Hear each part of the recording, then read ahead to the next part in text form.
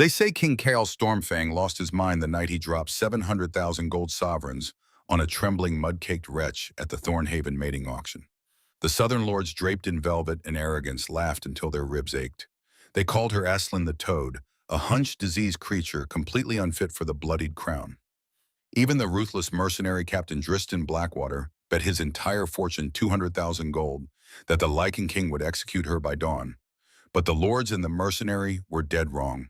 The joke was entirely on them, for they had absolutely no idea who, or rather what, was hiding beneath the filth. The Grand Hall of Thornhaven was a suffocating collision of extravagant wealth and primal desperation. Tapestries woven from gold thread hung from stone walls, catching the flickering light of 100 iron chandeliers. But no amount of burning incense could mask the overwhelming scent of anxiety, lust, and the sharp copper tang of competitive alphas gathered in one enclosed space.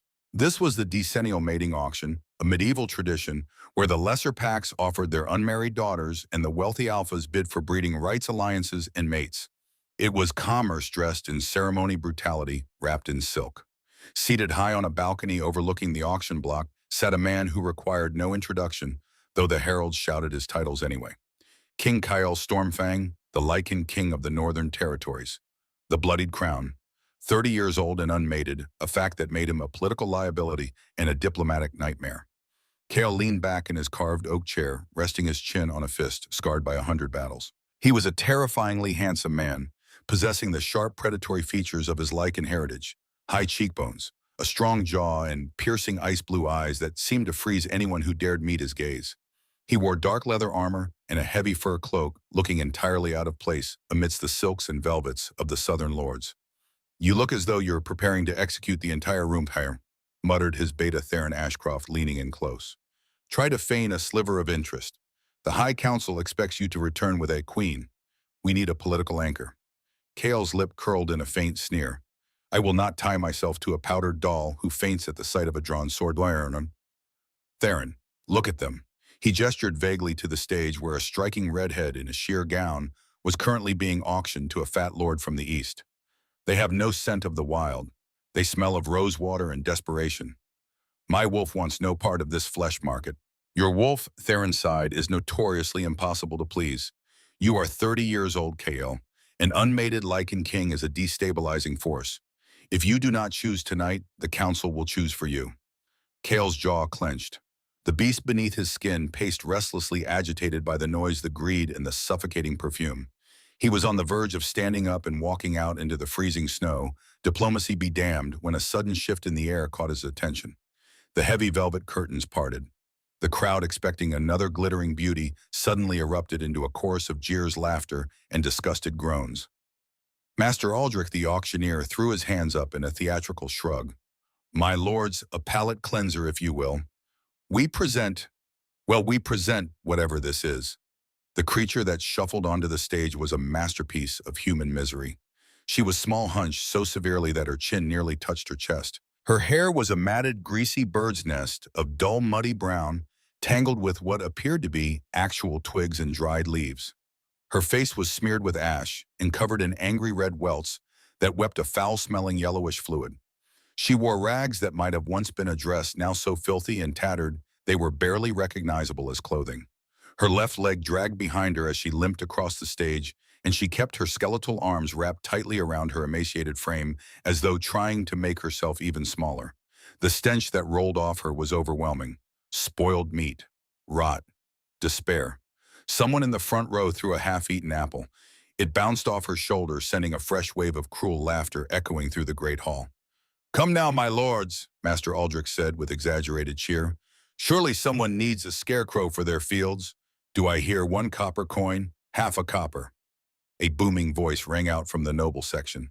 "It's Aslan the Toad!" Lord Corwin Thornley stood, his fat face flushed with wine and amusement. "My ward gentleman found her wandering the roads like a diseased animal 6 years ago. Took her in out of Christian charity." He laughed a sound like rocks grinding together.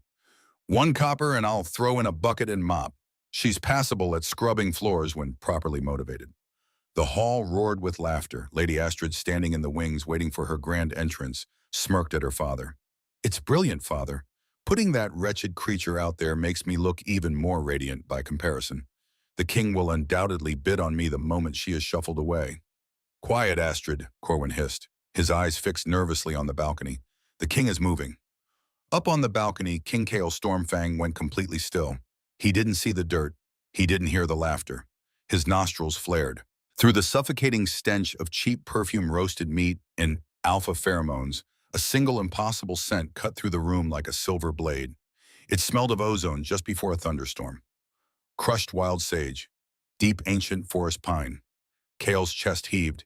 His pupils dilated, swallowing the ice blue of his irises until his eyes were entirely black. A low, rumbling growl vibrated in his throat so deep that the wooden balcony railing splintered beneath his suddenly tight grip.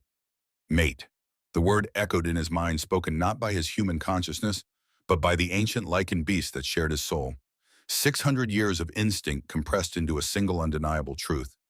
Kale Vlau, Theron asked, alarmed by the sudden terrifying shift in his king's demeanor. What is it? Is it an assassin?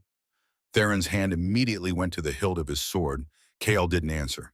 His imposing frame towered over the balcony, casting a long dark shadow over the crowd below. The great hall, previously roaring with mockery, began to quiet down as the oppressive heavy aura of the Lichen King rolled over the room. It was a physical weight dropping alphas to their knees and forcing immediate terrified submission. The temperature in the hall seemed to plummet. Breath misted in the air. Every instinct in the room screamed one word: predator. On the stage, Master Aldrich swallowed hard, nervously tapping his gavel. Come now, my lords. Do I hear? Do I hear? The figure standing on the balcony moved. In one fluid motion, King Kyle Stormfang vaulted over the railing. It was a 20-foot drop to the stone floor of the main hall, but he landed with the silent, effortless grace of a hunting cat. The impact didn't even make a sound. The crowd parted like the Red Sea lords, and ladies scrambling over themselves to get out of his path. Women fainted, men pressed themselves against the walls. The bloodied crown was legend in the flesh, and right now he looked like he was preparing for war. Kale stalked down the center aisle, his boots echoing on the stone floor. His eyes never left the trembling figure on the stage. When he spoke, his voice was dangerously soft, but it carried through the silent hall like a death knell. 700,000 gold sovereigns, and the immediate transfer of all pack bonds to the House of Stormfang. Pandemonium erupted. Master Aldrich dropped his wooden gavel. It clattered loudly onto the stage. I beg your pardon, your majesty. 700,000, a lord shouted from the back. That could buy a kingdom for that dirty wench. He's gone mad, another whispered. The Lichen King has lost his mind. Captain Driston Blackwater, standing near the wine tables, went completely white. His hand trembled as he set down his goblet. 700,000. He had just bet his entire fortune, 200,000 gold, everything he had earned in 20 years of mercenary work, that the king would have this creature executed by dawn. He had just lost everything. Lord Corwin Thornley pushed his way to the front of the stage, his face pale and sweating profusely. Your Majesty, King Kaikil, please, there has been a mistake. This creature is not for you. She is a servant, an ugly broken thing. My daughter Lady Astrid is next. She is of noble blood, untouched, the jewel of the South. Kale didn't even look at Corwin. He stopped at the edge of the stage, looking up at the trembling girl in rags. Up close, her disguise was pitifully obvious to his heightened senses. The mud on her face could not mask the exquisite, delicate bone structure beneath. The rags could not hide the tantalizing, intoxicating scent that was making his lichen roar with possessive fury. He stepped onto the stage. Master Aldrich scurried backward, practically falling off the other side. Kale stopped inches away from the hunched figure. She was visibly shaking, refusing to look up, bracing herself for a blow. She was so small compared to him, her head barely reaching the center of his chest. Slowly, deliberately, Kale raised a massive scarred hand. The girl flinched violently, a whimper escaping her cracked lips. A low, dangerous growl ripped from Kale's chest, not directed at her, but at whatever past trauma had taught her to expect pain. He reached out and gently, reverently touched the filthy, matted hair at the crown of her head. Mine, he whispered, a sound meant only for her ears. The girl gasped, her eyes flying open for the first time. She looked up, finally meeting his gaze. The obsidian black had receded slightly, returning his eyes to that striking, freezing blue, but there was no coldness in them now. Only a burning, terrifying intensity. Take the gold, Kale ordered over his shoulder, his eyes never leaving hers. Theron Ashcroft had already arrived at the stage, dropping a heavy, magically sealed iron lockbox at Master Aldrich's feet with a resounding thud. The auctioneer opened it with shaking hands. Inside, perfectly stacked gold sovereigns gleamed in the torchlight. 700,000, exactly. Corwin Thornley was stammering, his face turning a dangerous shade of purple. But sire, she is a toad. She is diseased. The council will never accept a deformed commoner as queen. Cale finally turned his head, his gaze locking onto Corwin with lethal precision. The temperature in the room dropped another 10 degrees. Ice began to form on the edges of the chandeliers. Speak of my mate with disrespect one more time. Lord Corwin Thornley. Cale said, his voice barely above a whisper, but sharp as a blade. And I will personally mount your head on the gates of Frostholm Castle. Do we understand one another? A collective gasp echoed through the hall. Mate, the Lichen King had just declared this wretched, mud-covered beggar to be his fated mate. Lady Astrid let out a high-pitched shriek of outrage, from the wings fainting dramatically into the arms of a guard. No one paid her any attention. Every eye in the room was fixed on the stage, on the impossible scene unfolding before them. Without waiting for another word, Cale unfastened his heavy fur cloak. It was massive, lined with white wolf fur, and still warm from his body heat. He wrapped it gently around the hunched girl's shoulders, drowning her in his own scent, snow leather, and dominance. Before she could protest or process what was happening, he scooped her up into his arms, holding her against his chest as easily as if she weighed nothing at all. She weighed almost nothing. Beneath the rags, she was skin and bones, starved and broken.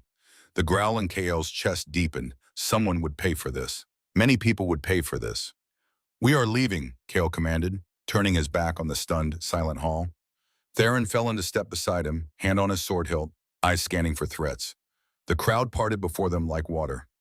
No one dared breathe too loudly. The bloodied crown had claimed his mate, and the entire southern aristocracy had just witnessed the most expensive, most shocking, most politically explosive purchase in the history of the mating auctions.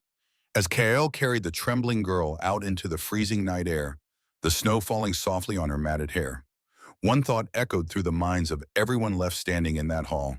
What in the name of the gods just happened? The carriage ride to the northern border was excruciatingly tense.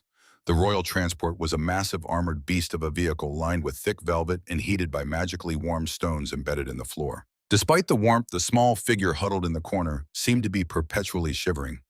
Aislinn sat with her knees pulled to her chest, drowning in the enormous fur cloak that still carried the king's overwhelming scent.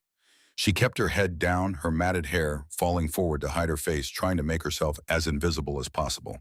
Her mind was a chaotic whirlwind. Mate. He had called her his mate. When he realized what she truly looked like beneath the filth, when he realized who her family had been before they were branded traitors and slaughtered by the southern packs, he would kill her. Or worse, he would send her back to Corwin. Cale sat across from her, his long legs stretched out, watching her with an unblinking gaze. He had not spoken a word since they left Thornhaven. He merely watched her breathe, watched the way she nervously picked at the dried mud on her fingernails, watched the way she flinched every time the carriage hit a bump in the road. His wolf was purring with satisfaction, but the man was analyzing the situation. He could smell the fear rolling off her in waves. He could also smell the stale medicinal odor of whatever foul paste she had smeared on her skin. Beneath it all, though, was that intoxicating scent. Wild sage, pine, storm. It was driving him mad with the need to rip away the disguise and see her truly see her. But he forced himself to wait. She was terrified.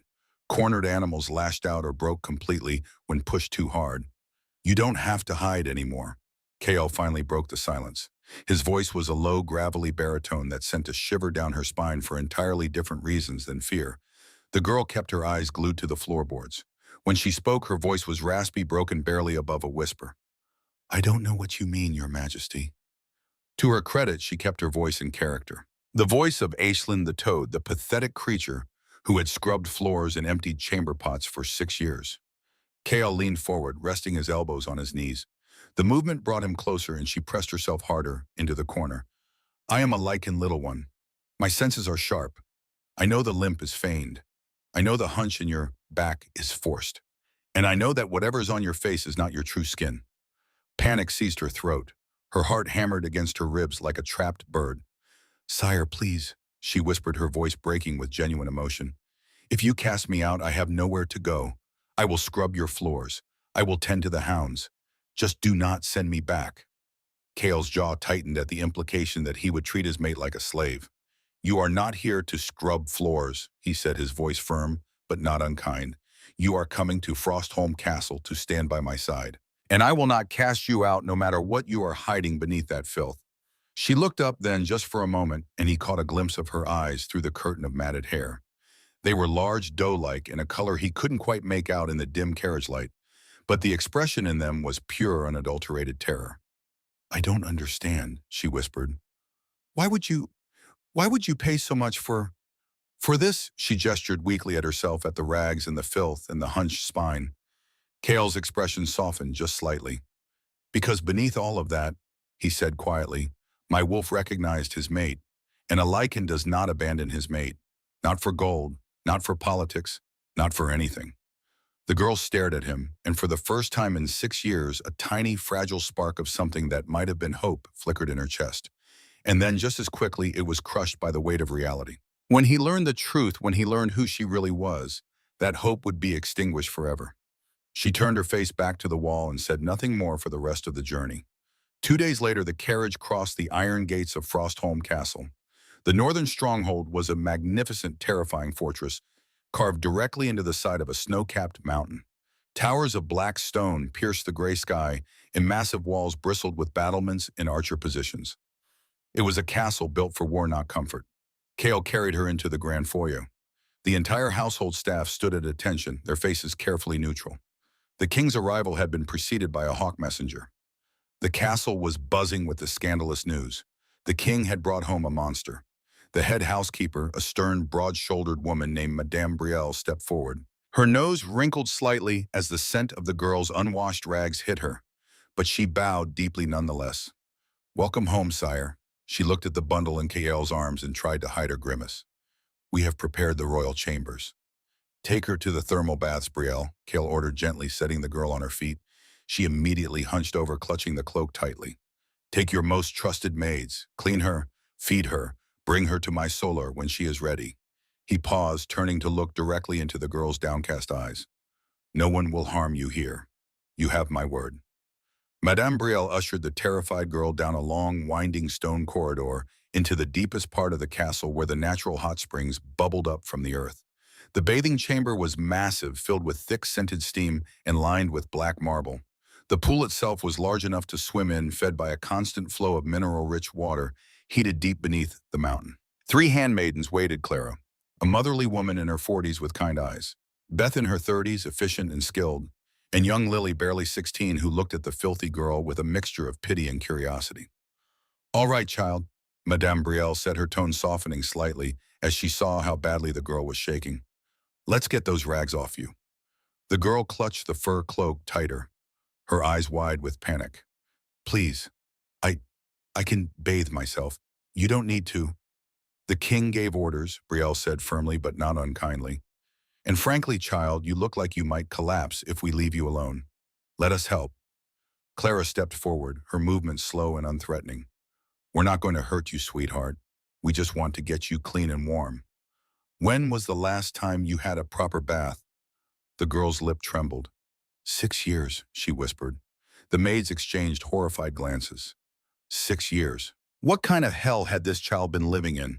Slowly, with trembling fingers, the girl let the heavy fur cloak drop to the floor. She untied the rough rope holding her ragged dress together and let it fall. The maids gasped. Beneath the rags, she was painfully thin, her ribs showing through pale skin that hadn't seen the sun in years. But there was no hunchback. Her spine was straight, her posture naturally graceful, even as she tried to curl in on herself. Into the water, child, Brielle commanded gently. The girl stepped into the scalding, mineral-rich pool. As she sank beneath the surface, she realized the game was over. She could not maintain the disguise in front of these women. The water would strip away the lies she had painted on herself layer by layer until there was nothing left but the truth. And when the truth was revealed, everything would change. Scrub the dirt from her hair, Clara, Brielle instructed, picking up a sponge and a bar of harsh lye soap. It took 2 hours. The water had to be drained and refilled twice as layers of soot, walnut dye ash, and foul-smelling ointment were scrubbed away. The maids worked in stunned silence as the transformation occurred right before their eyes. The muddy, matted bird's nest of hair, once washed with the harsh lye soap and then conditioned with rose oil, unfurled into long, thick waves of pure-spun silver. It cascaded down her back like a waterfall of moonlight, shimmering with an almost ethereal glow in the torchlight. Silver hair, a genetic trait so rare it was thought to be extinct among the wolf lineages, a trait that belonged to only one bloodline in recorded history. Madame Brielle took a warm wet cloth and began to gently wipe away the thick red welted paste from the girl's face. The harsh chemicals had irritated the skin underneath, but as the grime dissolved, Brielle's breath caught in her throat. The girl was not just not ugly, she was breathtaking. High aristocratic cheekbones framed large doe-like eyes that were a startling shade of amethyst. Violet eyes, another genetic impossibility. Her lips, no longer cracked and smeared with ash, were full in the color of bruised plums. Her skin, once the dirt was gone, was flawless, glowing like porcelain under the torchlight. But it was not her ethereal beauty that caused Madame Brielle to drop her sponge into the water with a loud splash. As Clara scrubbed the last of the caked mud from the girl's left shoulder blade, a birthmark was revealed. It was not a simple mark. It was intricate, detailed, impossible to fake. A crescent moon intertwined with a blooming silver rose etched perfectly into her flesh, as though drawn by divine hand. "By the goddess," Madame Brielle whispered, taking a step back. Her face drained of all color. The sponge slipped from her suddenly nerveless fingers. Young Lily stopped scrubbing. Beth's hands froze mid-motion. Clara's eyes widened until the white showed all around. The girl looked down at her shoulder at the birthmark she had kept hidden for 6 long years. Her amethyst eyes filled with a profound, resigned sadness. The secret she had buried in the dirt and the ashes was exposed. "You," Madame Brielle stammered. Her knees buckled, and she fell onto the wet marble floor, bowing her head so low her forehead nearly touched the stone. "You are House Silverpine, the lost princess of the Silver Moon." Clara and Beth immediately dropped to their knees as well, their heads bowed. Even young Lily, who had been a child when the Silverpine dynasty fell, understood the significance of what she was seeing. She knelt trembling. The girl, no, the princess, sat in the warm water, her silver hair floating around her like a halo, tears streaming down her now clean face. "Please," she whispered, her voice no longer raspy but clear and melodic, the voice of someone raised in court. "Please don't tell anyone. If they know I'm alive, they'll come for me. They'll kill everyone I've come to care for. Please." Madame Brielle looked up, tears in her own eyes. "My lady, the king brought you home. He called you his mate. You are under the protection of the bloodied crown now. No one will touch you, not while he draws breath." The Princess Aislinn of House Silverpine, daughter of the murdered King Theodore and Queen Isadora, closed her eyes and let herself cry for the first time in 6 years. Not the silent tears she had shed in the dark, scrubbing floors and swallowing her screams, but real shuddering sobs that shook her entire body. The maids did not rush her. They simply knelt in the water beside her, offering silent comfort until the storm passed. When Aislinn finally opened her eyes, Madame Brielle stood and helped her from the pool. They wrapped her in thick, warm towels and led her to a dressing chamber where a gown had been laid out. It was deep sapphire velvet borrowed from the late Queen Mother's trunks, hastily altered to fit her slender frame. Clara carefully dried her hair, letting the silver waves fall naturally. Beth applied a soothing salve to the irritated skin on her face and arms. Lily brought soft slippers and a silver circlet, simple but elegant. When they were finished, Madame Brielle took Aislinn's hands in her own. "Are you ready, my lady? The king is waiting." Aislinn looked at herself in the polished bronze mirror. The girl staring back was a stranger. She had not seen her own true reflection in 6 years. She barely recognized herself. "No," she whispered honestly, "but I don't think I have a choice anymore." Brielle squeezed her hands gently. "You always have a choice, child. But if I may offer some advice from an old woman who has served kings for 40 years, that man out there just paid 700,000 gold for you, sight unseen on instinct alone. He defended you in front of the entire southern aristocracy. He brought you into his home and gave you his protection. Whatever you're afraid of, I don't think it's him." Aislinn took a shaky breath and nodded. "All right, let's go."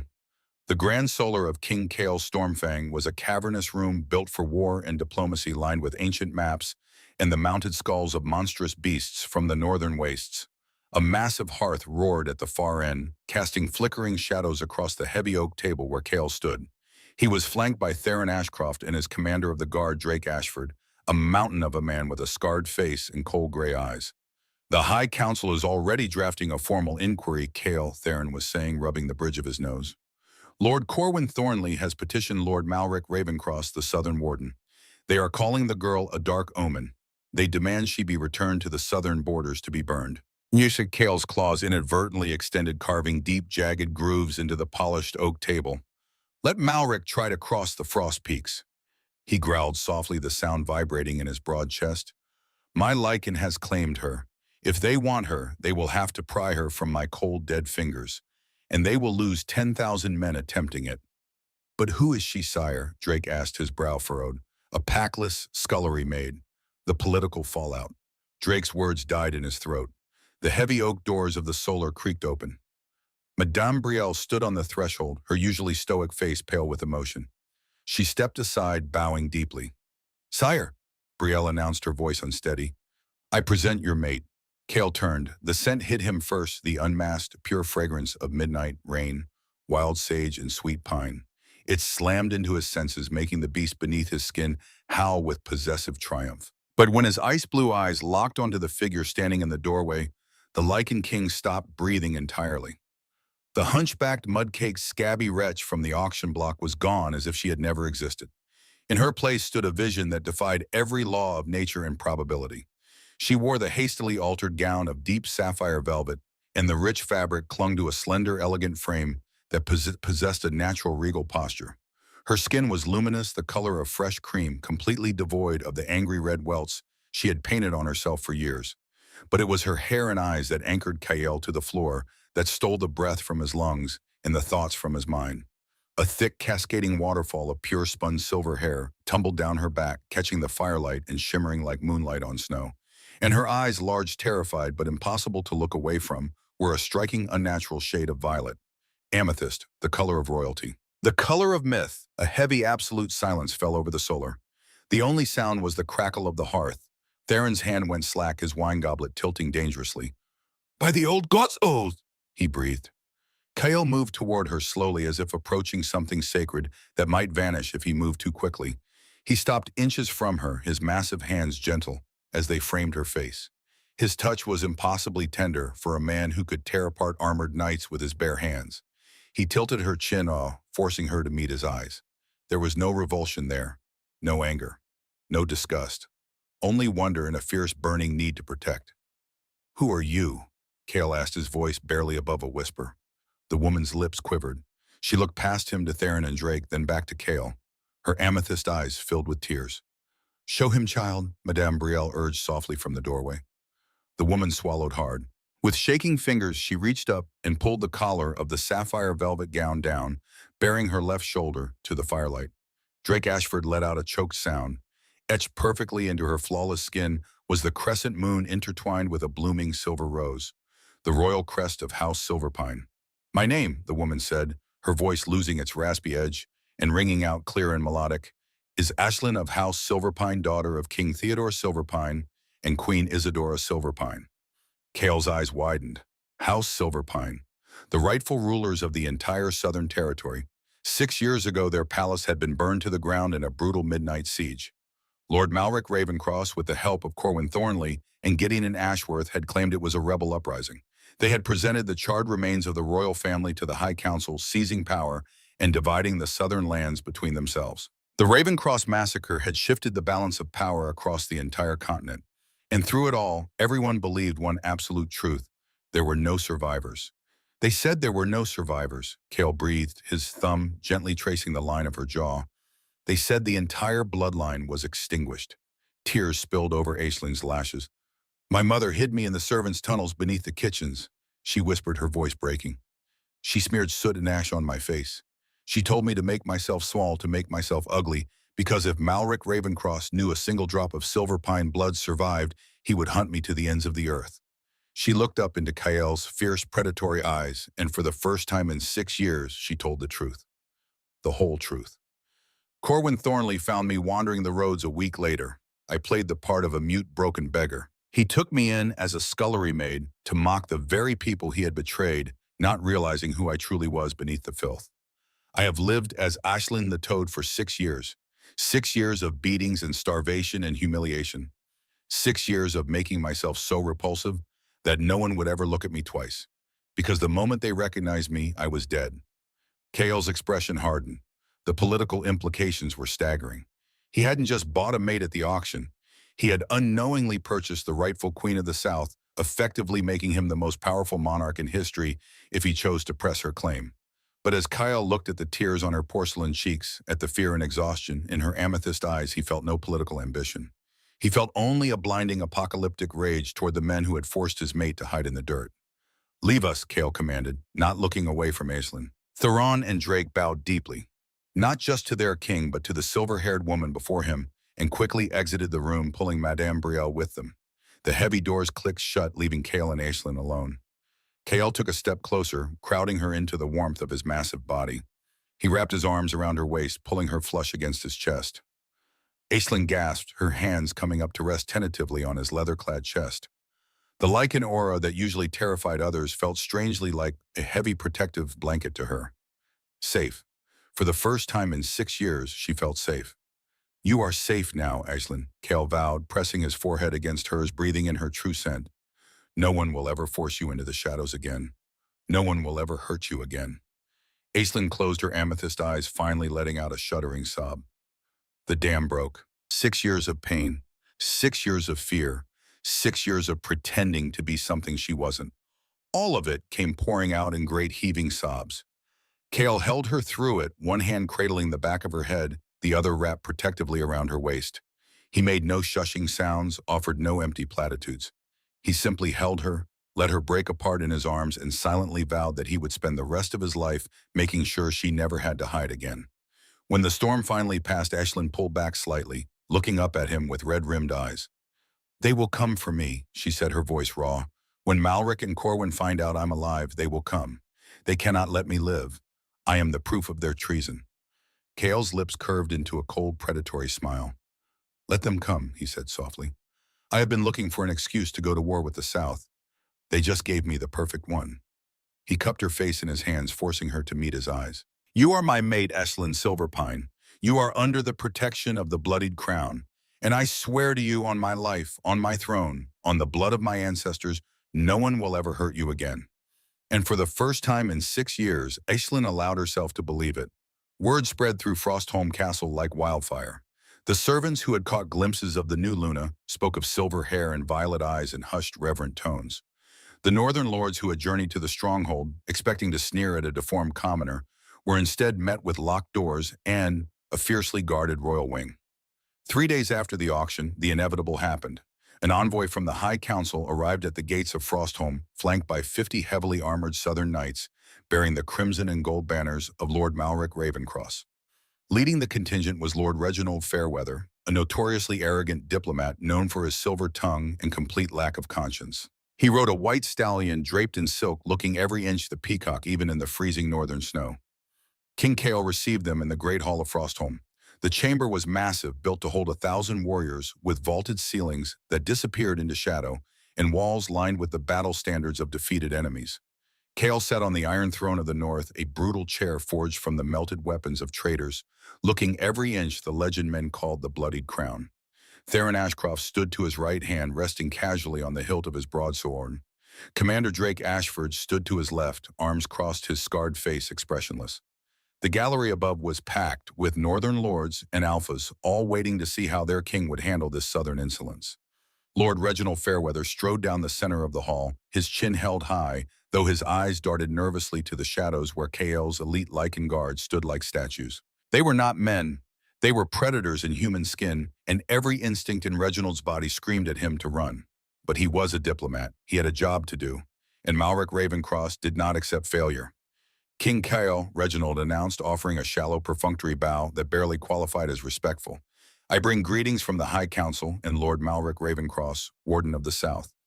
"Speak your peace and leave my hall, Fairweather," Kale rumbled, his voice echoing off the stone vaulting. "The air grew colder with each word. The air grows foul with your presence." Reginald's face tightened, but he unrolled a parchment scroll sealed with the crimson wax of the High Council. "I carry an official decree. The High Council has ruled that your actions at the Thornhaven mating auction were erratic. The purchase of the deformed servant known as Aislinn for 700,000 sovereigns has cast doubt upon your mental fitness to rule." A low, dangerous growl rippled through the gallery of northern alphas. To question the sanity of the Lichen King in his own hall was tantamount to a death wish. Reginald swallowed hard but pressed on, reading from the scroll. Furthermore, Lord Corwin Thornley has reported that the girl is diseased and dangerous. She carries a corruption of the blood that could spread to the northern territories. The council demands you turn the creature over to our custody immediately, so she may be remanded to the southern sanatorium for the safety of the realm. He paused, looking up from the scroll with what he probably thought was a sympathetic expression. If you comply, your majesty, the council will overlook this temporary lapse in judgment. We understand that even the strongest minds can be compromised by dark magic or witchcraft. No one will think less of you for admitting you were deceived. Silence stretched over the great hall. It was thick, heavy, and suffocating. The northern lords leaned forward in the gallery, hands on their weapons, waiting for the signal. Kael slowly leaned forward, resting his elbows on his knees. A terrifying, razor-sharp smile touched his lips. It was the smile of a wolf that had just spotted a lame deer. You demand, Kael said softly, each word dripping with lethal intent, that I hand over my fated mate to an asylum. Reginald's confidence faltered. Sire, the creature is a monster. She is a blight upon your noble house. You cannot seriously intend to crown a scullery maid. I suggest you choose your next words with extreme caution. The temperature in the hall dropped 20 degrees in an instant.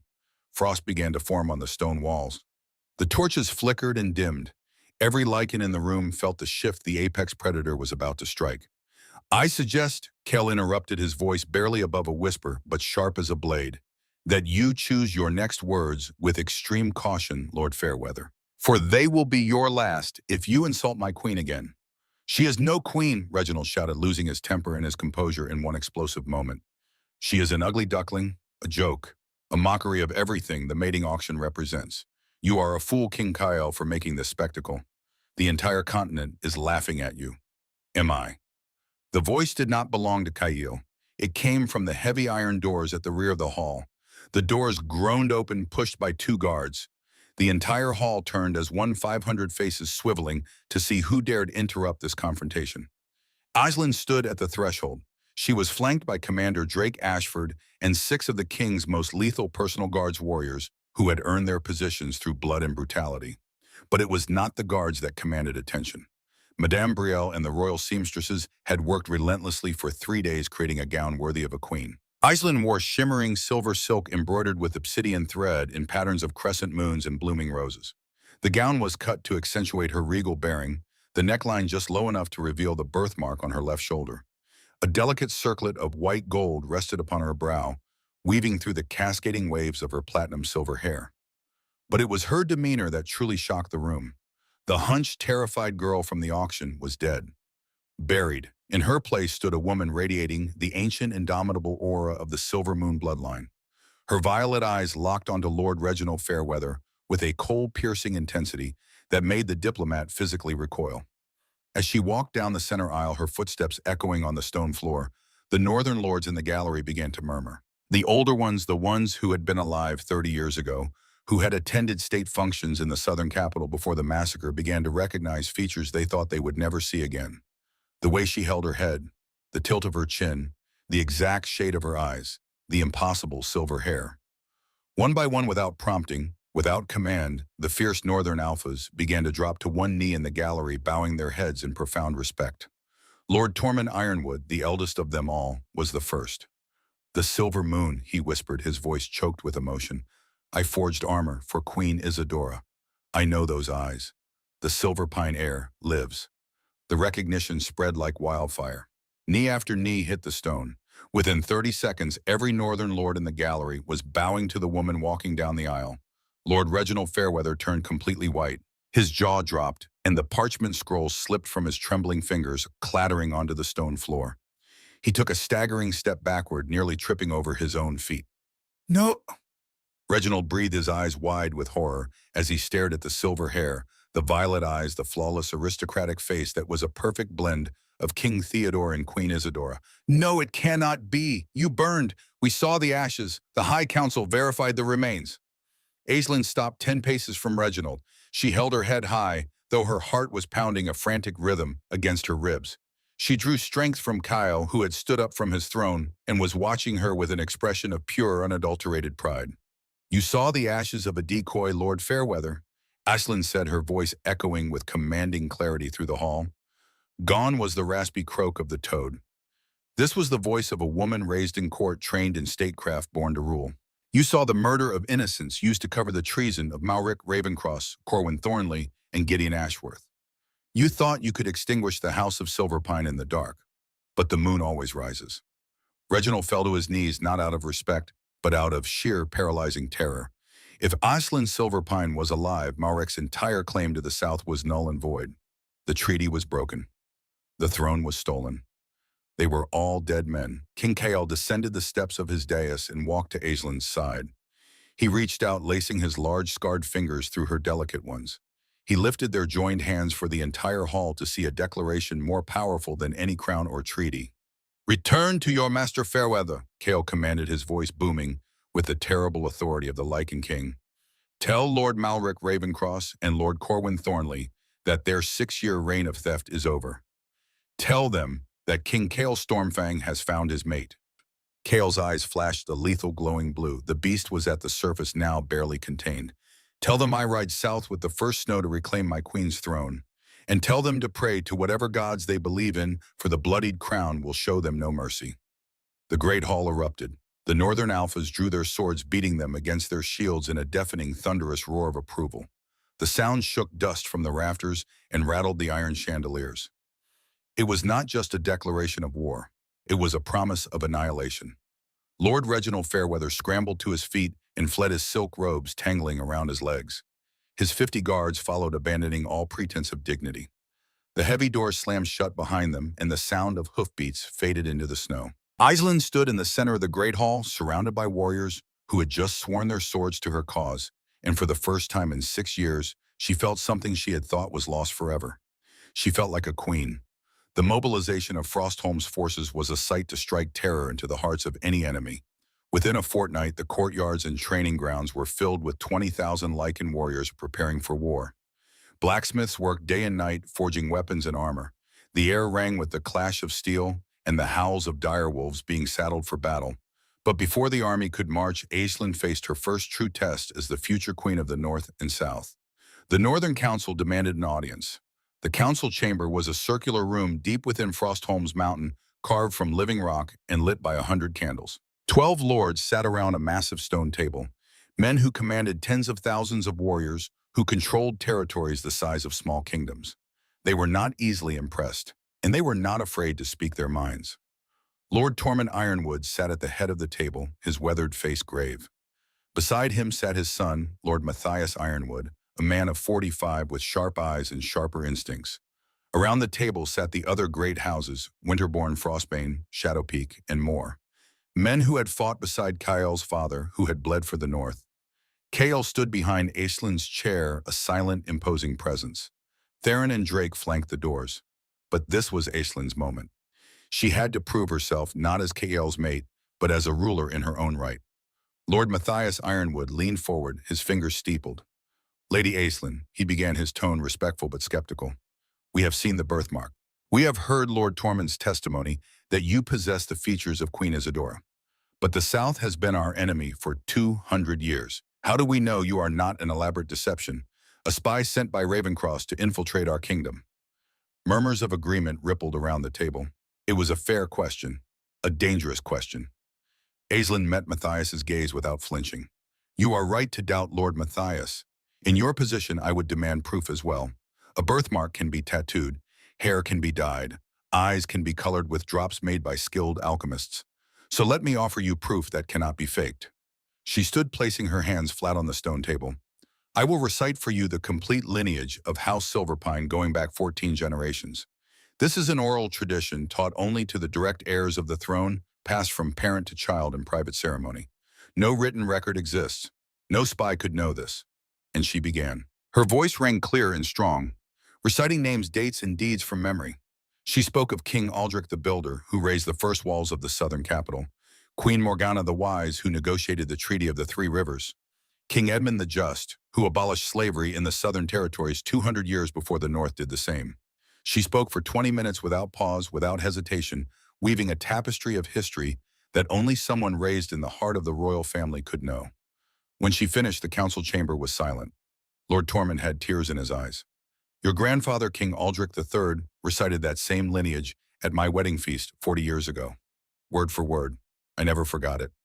Aislinn nodded. There's more. You wish to know if I am truly of royal blood? Then ask me about the hidden places of the palace, the secrets known only to the family. I can describe to you the hidden vault beneath the throne room, accessible only through a mechanism built into the seventh pillar on the eastern wall. I can tell you the exact wording of the treaty my father signed with the eastern clans, a document Malric Ravencross destroyed to hide evidence of his treason. She began to recite the treaty word for word, clause by clause. It was a document she had memorized at age 12, part of her training as heir to the throne. Lord Matthias held up a hand. Enough, I am convinced. He stood and bowed, a gesture of profound respect. Forgive my doubt, Your Majesty. You are no impostor. You carry your father's brilliance and your mother's grace. One by one the other lords stood and bowed, but there was one more moment, one more memory that sealed their loyalty forever. Aslan turned to Lord Tormund. My lord, when I was 8 years old, I attended your wife's funeral. Lady Gwyneth, she loved silver roses. After the ceremony, I picked one from the palace gardens and gave it to you. I told you, true queens remember those who serve with love, and Lady Gwyneth served this kingdom with the greatest love of all. Tormund's weathered face crumpled. He pulled a small, worn leather pouch from his pocket and opened it with shaking hands. Inside, pressed and preserved, was a silver rose. I have carried this every day for 16 years, he whispered. I told no one about that moment. No one. Not even my son. He fell to one knee, and this time it was not political deference. It was genuine devotion. You are Queen Isidora's daughter in every way that matters. I pledge my house, my swords, and my life to your cause, Your Majesty. The other lords knelt as well. The Northern Council, the most powerful political body in the realm outside the High Council itself, had just sworn fealty to Aislinn Silverpine. Cale stepped forward and placed a hand on her shoulder. His touch was warm, grounding, proud. The North marches for the silver moon, he declared. And we do not march to conquer. We march to liberate. The War Council began immediately. Maps were unrolled, strategies, debated, supply lines planned. And it was here that Aislinn proved she was not just a symbol, but a strategist. Commander Drake pointed to the map of Thornhaven. Malric has fortified the eastern approach, triple walls, reinforced gates, archer positions every 20 feet. It will be a bloodbath. Aislinn studied the map, then shook her head. Malric doesn't know that my father redirected the Silverpine River 10 years before the massacre. He moved it to prevent flooding in the lower city. The old riverbed runs directly beneath the eastern fortifications. It's dry now, but the channels are still there, large enough for men to crawl through. She traced a line on the map with her finger. If we send a small force through the old riverbed at night, they can open the eastern gates from the inside while the main army attacks from the west. Malric will split his forces, weakening both positions. Drake's eyes widened. That's brilliant, but how do you know the channels haven't collapsed? Because I used to play in them as a child, Aislinn said quietly. Before my father sealed the entrances, I know exactly where they are. Cale looked at her with something approaching awe. You're not just reclaiming a throne, little one. You're going to win this war for us. But there was one more piece of the puzzle. One more gambit that would determine whether they won with minimal bloodshed or drowned in it. Captain Dristan Blackwater, the legendary mercenary captain, had been hired by Malric Ravencross for an obscene sum, 300,000 gold sovereigns. His Iron Legion, 5,000 of the most skilled, ruthless fighters on the continent, now manned Thornhaven's defenses. With Blackwater holding the walls, even Caerle's Lycan warriors would suffer devastating losses. The council debated for hours. Some argued for a siege, starving them out. Others wanted a full frontal assault, overwhelming them with numbers. But Aislinn sat quietly thinking. Finally, she spoke. Captain Blackwater fought alongside my father at the Battle of Crimson Ridge 15 years ago. He owes House Silverpine a blood debt. Theron frowned. What do you mean? Aislinn's violet eyes were distant, remembering. I was 9 years old. My father took me to the battlefield after the fighting ended. He wanted me to understand the cost of war. I watched him carry a dying mercenary captain to the healer's tent. The Eastern warlords had left him for dead, but my father spent 3 days and nights keeping him alive with healing magic. He told me, a Silverpine always pays their debts, and we remember those who stand with us even when they're paid to stand against us. She looked up at the council. That mercenary was Dristan Blackwater. My father saved his life when no one else would. He owes us. And more importantly, he's a man who values honor over gold. If we can reach him, if we can remind him who he truly serves, we might turn him. Cale leaned back in his chair, a slow smile spreading across his face. You want to flip Malric's own mercenaries against him. Not just flip them, Aisling corrected. I want to give them a future. Mercenaries fight for gold because they have nothing else. But what if we offered Blackwater and his men something better land? Titles. A permanent home in the newly liberated South. Not hired swords, but landed knights with families and futures.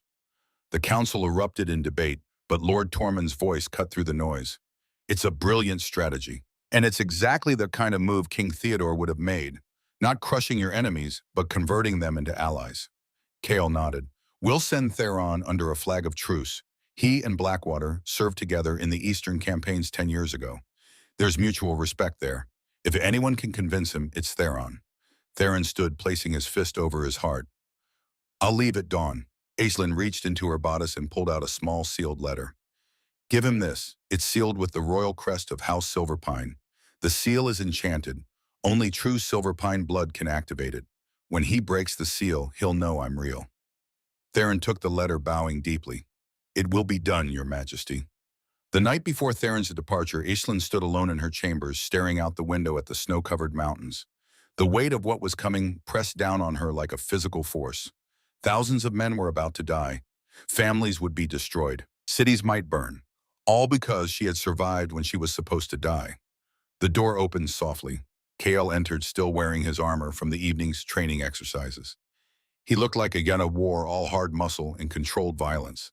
But when he looked at her, his expression softened. You should be sleeping, he said, crossing the room to stand behind her. He wrapped his arms around her waist, pulling her back against his chest. Aisling leaned into him, drawing comfort from his solid warmth. I keep thinking about all the people who are going to die because of me, because I didn't stay dead like I was supposed to. Kale's arms tightened around her. They're going to die because Malric Ravencross and his conspirators murdered your family and stole a throne. They're going to die because evil men chose power over honor. This is not your fault, Aisling. This is justice. Justice feels like blood and ash right now, she whispered. Kale turned her around to face him, his hands cupping her face. Then we make sure it's the right blood. We make sure that when this is over, the people who suffered under Malric's tyranny have a better life. We make sure your parents' deaths meant something. Aisling looked up into his ice-blue eyes and saw absolute conviction. You really believe we can do this, that we can win? I believe, Kale said, leaning down until his forehead rested against hers, that you are the strongest person I have ever met. You survived 6 years of hell that would have broken anyone else. You hid in plain sight under the nose of your family's murderer. You endured beatings and starvation and humiliation, and you never broke. If you can do that, then taking back your throne is going to be easy. He kissed her, then gentle but firm, a promise sealed in touch. When he pulled back, his eyes were burning with something beyond desire. It was devotion, absolute, unshakable devotion. Where you go, I go, Kale murmured against her lips. Your war is my war. Your throne is my cause. And I swear to you, Aisling Silverpine, we will see you crowned in the palace of your birth, or I will die trying. Aisling kissed him back, pouring 6 years of loneliness and fear and desperate hope into that single moment of connection. When they finally broke apart, both, breathing hard, she whispered, then let's go to war. But fate, it seemed, had one more test before they could march south. That very night, while Aisling slept in Kale's arms, a shadow infiltrated Frostholm Castle. The assassin was a professional, hired at great expense by someone who wanted Aisling dead before she could reach Thornhaven. He wore black leather designed to absorb sound, his face covered by a mask. He climbed the castle walls using enchanted claws, slipped past 2 guard rotations, and picked the lock on the royal chambers with practiced ease. He expected to find the silver-haired girl alone, an easy target. Instead, he found her sleeping in the arms of the bloodied crown. The assassin hesitated for a fraction of a second. That hesitation saved Aisling's life. Kale's eyes snapped open, glowing ice blue in the darkness. His lichen instincts had sensed the threat the moment the assassin entered the room. He moved with inhuman speed, rolling out of bed and putting himself between Aisling and the intruder before the assassin could draw his poisoned blade. Aisling woke to the sound of Kale's warning growl, a sound so deep and primal it vibrated her bones. She saw the figure in black and scrambled backward, her heart hammering. The assassin, realizing he'd been caught, drew 2 curved daggers and lunged at Kale with desperate speed. He was good, very good, but he wasn't fighting a man. He was fighting a lichen king who had just been threatened in his own den, whose mate was in danger. Kale didn't bother drawing a weapon. He let his beast rise to the surface. His body shifted, bones cracking and reforming muscles, bulking claws extending from his fingertips. His eyes blazed with blue fire and his teeth elongated into fangs. The fight lasted exactly 10 seconds. Kale moved like liquid death. He caught the first dagger strike with his bare hand, the enchanted claws on his fingers stopping the blade. His other hand shot out, grabbing the assassin by the throat and lifting him off the ground with terrifying ease. The assassin struggled, tried to stab Kyle in the side, but Kale's free hand caught that wrist and squeezed. Bones shattered with a wet crunch. The assassin screamed. Kale slammed him against the stone wall hard enough to crack the mortar. Then with a snarl of pure rage, he drove his claws through the assassin's chest, piercing the heart. The assassin's scream cut off abruptly. Blood sprayed across the floor, across Kyle's bare chest, across the walls. Kale dropped the body and stood there breathing hard, his entire form still halfway between man and beast. Aislinn sat frozen on the bed, her hand pressed to her mouth, her eyes wide with shock. She had never seen Kale's beast fully unleashed. It was terrifying, and yet she wasn't afraid of him. She was afraid for him, afraid of what he just had to do to protect her. Kale slowly turned to look at her, his eyes still glowing blue. "Are you hurt?" His voice was distorted, inhuman, the beast still too close to the surface. Aislinn shook her head mutely. Kale forced himself to breathe, to push the beast back down. His body shifted again, bones cracking as they returned to human form. Within seconds, he looked human again, except for the blood covering his hands and chest. Guards burst through the door, weapons drawn. Drake Ashford took one look at the dead assassin and the blood-splattered king and immediately started barking orders.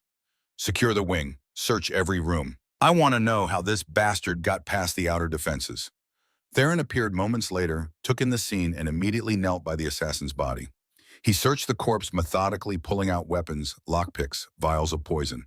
And then tucked into a hidden pocket in the assassin's boot, he found a folded piece of parchment. Theron unfolded it, read it, and his face went pale. "Kale, you need to see this." Kale crossed the room, still dripping blood, and took the parchment. His eyes scanned the coded message, and his expression darkened into something truly terrifying. "What does it say?" Aislinn asked, her voice shaking. Kale looked up at her, his jaw tight. "It's from Lady Astrid Thornley, Corwin's daughter. She hired this assassin independently. Her father doesn't even know." He handed the letter to Aislinn. She read it with shaking hands. "Kill the silver-haired bitch before she reaches Thornhaven. When it's done, meet me at the old mill. My father will reward you with 50,000 gold, and I'll give you something much more personal." The letter was signed with Astrid's seal, unmistakable evidence. Aislinn lowered the letter slowly, her hands trembling not with fear, but with a cold, bitter rage. "She knew," Aislinn whispered. 3 years ago, when she discovered my birthmark, she knew who I was. And instead of telling her father, instead of collecting the reward Malrek would have paid, she kept it secret just so she could continue torturing me herself." Her voice broke. "And now she's trying to have me killed out of what? Jealousy, spite?" Kale crossed to the bed and pulled Aislinn into his arms, not caring that he was getting blood on her nightgown. "She failed, and when we reach Thornhaven, she will face justice for every crime she committed. I promise you that."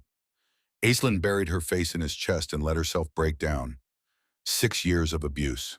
3 years of Astrid knowing the truth and using it to inflict even more cruelty. An assassination attempt on what should have been a safe night in a guarded castle. It was too much. It was all too much.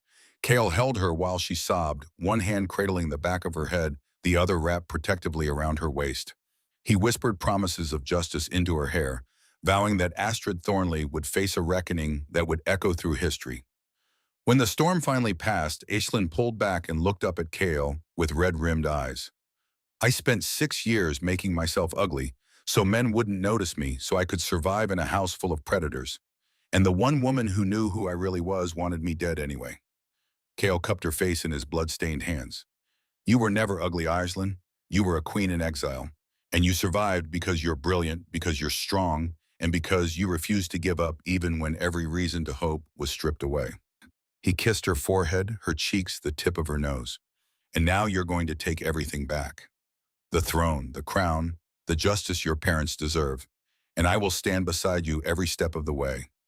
Aislinn kissed him, then hard and desperate, tasting blood and ash and the promise of war. When she pulled back, her violet eyes were blazing with a new resolve. "Then let's ride south," she said. "Let's show Malrek and Corwin and every traitor who stole my family's legacy, exactly what happens when you try to bury the silver moon." Kale's lips curved into a feral smile. "Now you sound like a queen." 3 weeks later, after the Northern Army had marched through liberated villages and freed prisoners, leaving a trail of hope in their wake, they reached the gates of Thornhaven. The combined forces of the North stood assembled on the frozen plains. 20,000 Lycan warriors, each one worth 3 normal soldiers mounted on massive direwolves that stood as tall as horses. They were clad in blackened steel and thick furs, carrying weapons forged in dragonfire. At their head rode King Kale Stormfang, mounted on a jet-black warhorse the size of a small house. Beside him rode Aislinn, seated on a magnificent white mare wearing custom silver armor that caught the winter sun and seemed to glow. She looked like a goddess of war. She looked like her mother. In the city of Thornhaven, in the stolen palace of the Southern Throne, Lord Malric Ravencross stood on the battlements and watched the horizon. Smoke rose in the distance. The North was coming. Malric's hands trembled as he gripped the stone. Beside him stood Lord Corwin Thornley, his fat face pale and sweating despite the cold. "How is this possible?" Corwin whimpered. "You said there were no survivors. You presented the remains yourself." "They were the right bones," Malric snarled. "I verified them myself. The girl should be dead." "Well, she's not dead," Corwin screamed. "She's riding at the head of 20,000 Lycan warriors, and they're coming to kill us." On the walls below them, Captain Dresden Blackwater stood among his Iron Legion 5,000 mercenaries who had been paid a king's ransom to hold these walls. He held a sealed letter in his hand, a letter delivered 3 days ago by a northern emissary under a flag of truce. The seal had glowed silver when he broke it, an enchantment that proved beyond doubt that it had been sealed by true Silverpine blood. Blackwater had read the letter a dozen times, and each time the words hit him like a hammer to the chest. "Captain Blackwater, you once told my father that you fought for gold because honor didn't pay." He disagreed. He said honor was the only currency that lasted beyond death. 15 years ago at Crimson Ridge, my father proved that when he carried you from the battlefield and spent 3 days keeping you alive when everyone else had given up on you. You owe House Silverpine a blood debt. I am calling it in, not for vengeance, for justice, and for a future where men like you don't have to sell their swords to survive. Stand with me, and I will give you and your men land titles and a home. Stand against me, and you will be remembered as the man who defended tyrants and murderers. The choice is yours. Aislinn Silverpine, rightful Queen of the South. Blackwater folded the letter carefully and tucked it back into his armor. He looked out at the approaching army, at the silver-haired figure riding beside the bloodied crown, and he made his choice. He turned to his second-in-command and gave 2 quiet orders. Orders that would change the course of history.